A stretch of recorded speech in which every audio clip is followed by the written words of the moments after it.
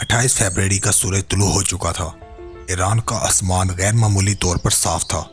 तभी इसराइल से तकरीबन 200 फाइटर जेट उड़ान भरते हैं। इसी के साथ मिडिल ईस्ट में मौजूद American aircraft carrier and most likely Al Udeid और किंग सुल्तान एयर बेस से टॉम हाक जैसे मिसाइल फायर किए जाते हैं।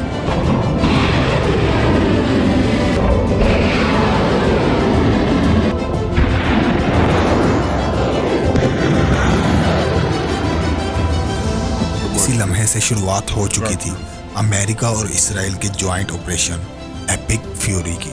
कुछ ही लम्हों में ये तमाम फाइटर जेट ईरान की हदूद में दाखिल हो जाते हैं।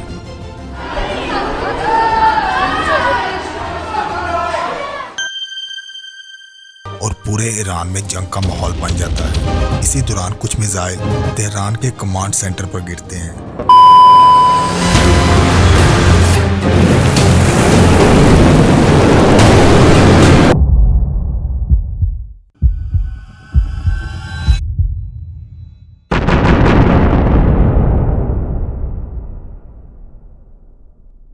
जिनका सबसे बड़ा टारगेट था supreme leader ayatollah Syed Ali Khamenei.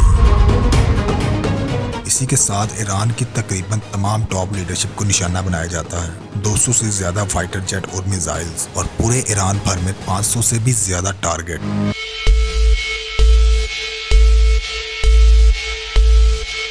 America Iran के सामने पहली बार उस वक्त आया जब मुसद्दक ने ईरान का कंट्रोल संभाला। साथ ही उसने ईरान के ऑयल रिसोर्सेज को नेशनलाइज किया। इस फैसले से उस वक्त बरतानिया को सबसे बड़ा धचका लगा, जिसकी वजह से बरतानिया ने अमेरिका से मदद मांगी। फिर अमेरिका और बरतानिया ने मिलकर मुसद्दक की गवर्नेंस के खिलाफ बगावत की हिमायत की। चंद ही दिन पहले मुल्क से भागा हुआ शाह उसे वापस बुलाकर कुर्सी पर बैठाया गया, बिल्कुल एक पपेट रोलर की तरह। लेकिन ईरान के लोगों को ये बात बिल्कुल पसंद नहीं थी कि कोई पपेट रोलर उन पर हुकूमत करे। फिर रूहुल्लाह खुमैनी की क़यादत में इनकलाब आया और रज़ा शाह का तख्ता उलट दिया गया। There was a ready-made leader. इक़्तिदार में आते ही रूहुल्लाह खुमैनी ने सबसे पहले ईरान में इसराइल का इन्फ्लुएंस खत्म किया और अमेरिका और इसराइल को अपना दुश्मन डिक्लेयर किया। फिर रूहुल्लाह खुमैनी के बाद ईरान की असेंबली ऑफ एक्सपर्ट ने नया सुप्रीम लीडर चुना। उन्हीं का स्टूडेंट आयतुल्ला अली खामेनी अपने ही टीचर की आइडियोलॉजी को मानते थे, वही आइडियोलॉजी जिसने अमेरिका को हमेशा परेशान रखा। Who is your worst enemy, Mr. President? दुश्मन असली ईरान कीस्ट अमेरिका। वक्त के साथ ईरान और अमेरिका के बीच दुश्मनी बढ़ती चली गई और इसकी सबसे बड़ी वजह थी ईरान की बढ़ती हुई न्यूक्लियर कैपेसिटी। इसी की वजह से अमेरिका मुसलसल ईरान पर सैंक्शन लगाता रहा। इस टेंशन से निकलने के लिए अमेरिका और ईरान के बीच बराक ओबामा की सरपरस्ती में एक डील साइन होती है। इस डील में दुनिया की तमाम सुपर पावर्स थी, जिसके मुताबिक ईरान से सैंक्शन हटाने के बदले उसे अपना न्यूक्लियर प्रोग्राम लिमिटेड करना पड़ेगा। लेकिन 2018 के दरमियान में डोनाल्ड ट्रंप ने अचानक इस डील को विड्रॉल कर लिया और ईरान पर मजीद हैवी सैंक्शन लगाने का ऐलान किया। इन सैंक्शन की वजह से ईरान की मुश्किलात में इजाफा लगातार बढ़ता चला गया।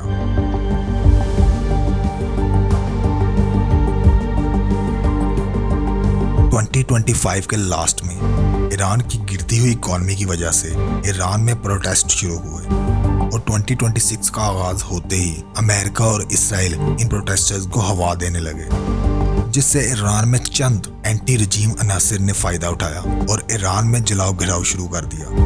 इस सूरत हाल में जो असल प्रोटेस्टर्स थे उनकी आवाज दब गई और ये खतरा पैदा हो गया कि कहीं इन प्रोटेस्टर्स से गैर मुल्की अनासिर फायदा ना उठा लें। इसलिए बहुत से प्रोटेस्टर्स घरों में बैठ गए, लेकिन जो चंद हजार एंटी रजीम प्रोटेस्टर्स थे वो और ज्यादा वायलेंट हो गए।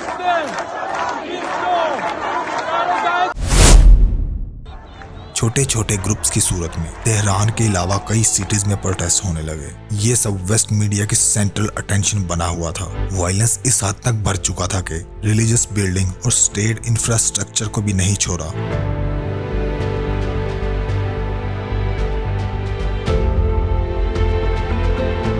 फिर ईरानियन स्टेट ने इन प्रोटेस्टर्स पर सख्त क्रैकडाउन किया।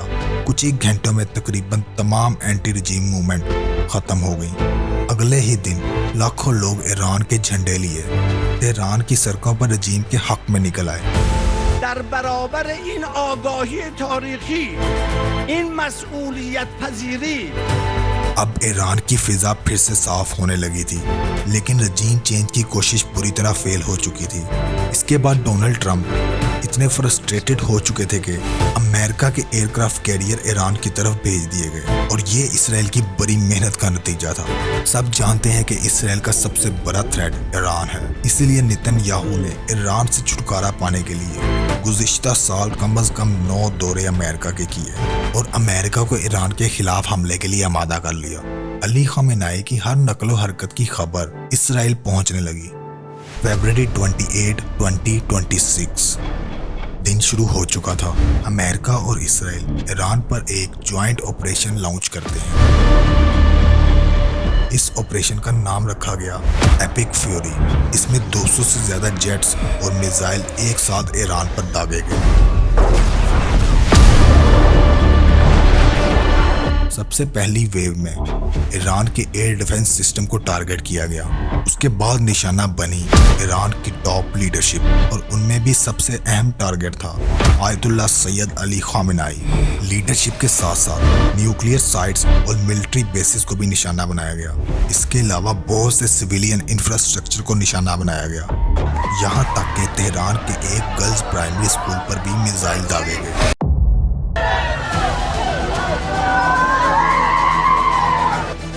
ये मिसाइल उस वक्त गिरे जब स्कूल बच्चियों से भरा हुआ था।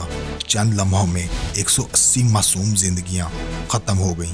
इनमें ज्यादातर छोटी स्कूल की बच्चियां थीं।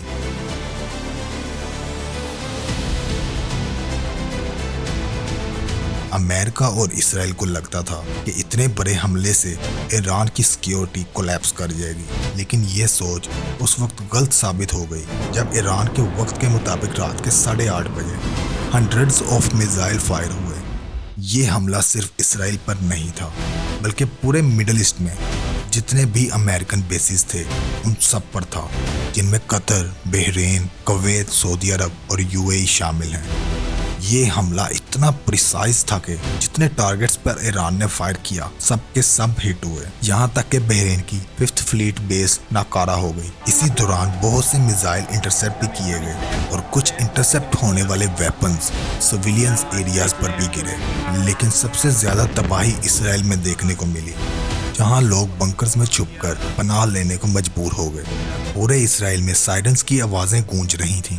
ये दिन अभी पूरी तरह खत्म नहीं हुआ था कि डोनाल्ड ट्रंप ने अली खामेनेई की मौत अनाउंस कर दी। Ayatollah Khamenei is dead. शुरू में तो ईरान ने इस क्लेम की मुखालफत की, लेकिन अगले ही दिन 1 मार्च को ईरान ने ऑफिशियली अली खामेनेई की मौत की तस्दीक कर दी। Inna lillah.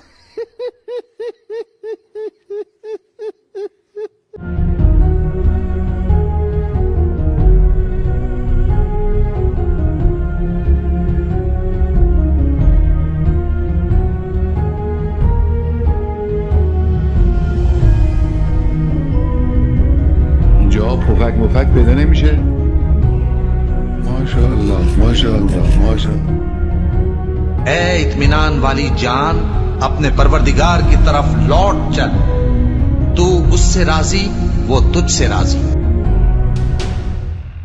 इस हमले में उनकी एक बेटी, दामाद और नवासी की भी डेथ हुई। साथ ही कई टॉप कमांडर शख्सियात भी मारी गईं, लेकिन किसी वजह से कुछ अहम लोग महफूज रहे। मुशीर खास अली लारीजानी और प्रेसिडेंट, ये वही अहम शख्सियात हैं जो अमेरिका की नाक में दम कर चुकी हैं।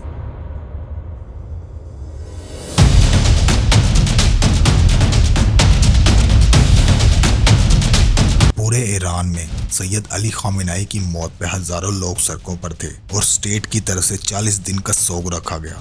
इसी के साथ ईरान लगातार मिसाइल और ड्रोन स्ट्राइक्स करता रहा। टारगेट वही थे, अमेरिकन बेसिस और इसराइल। हर कुछ घंटों बाद एक नई अटैक वेव लॉन्च होती, दूसरी, तीसरी, चौथी और इसी तरह अब तक 150 वेव लॉन्च हो चुकी हैं, जिनमें क्रूज मिसाइल, बैलिस्टिक मिसाइल और ड्रोन्स का कॉम्बिनेशन था। इसी दौरान अमेरिका और इसराइल की तरफ से भी ईरान पर बहुत सी स्ट्राइक्स की जा चुकी हैं। लेकिन एक बात समझना जरूरी है, ईरान के हमले अमेरिकन और इसराइल की तरह सिविलियंस पर नहीं बल्कि कैलकुलेटिव मिलिट्री साइट्स पर होते हैं, जो एक स्ट्रॉन्ग इंटेलिजेंस सिस्टम का नतीजा है। ये लड़ाई खत्म होने का नाम नहीं ले रही। इसकी बड़ी वजह यह है, ईरान की टॉप लीडरशिप खत्म होने से एक बड़ा कम्युनिकेशन गैप पैदा हो गया है। ईरान ने स्ट्रेट ऑफ हार्मूज को भी बंद कर दिया है। सैकड़ों जहाज वहां से गुजरने के लिए तैयार बैठे हैं। लेकिन यहाँ एक सवाल पैदा होता है, ईरान इतना मजबूत कैसे खड़ा रहा जबकि उसकी टॉप लीडरशिप तो कोलैप्स कर चुकी थी? इसका जवाब है डिसेंट्रलाइज्ड कमांड। ईरान में तकरीबन 32 कमांड सेंटर्स हैं और सबको इंडिपेंडेंटली ऑपरेट करने का ऑर्डर दिया गया है। सादा लफ्जों में, हर कमांड सेंटर को इतनी आज़ादी है कि वो खुद फैसला कर सकता है, यहाँ तक कि अगर इनमें से 31 कमांड सेंटर्स कोलैप्स भी हो जाएं, तब भी बचने वाला एक सरेंडर नहीं करेगा। You are listening Syed Ahmad Abdullah, signing out.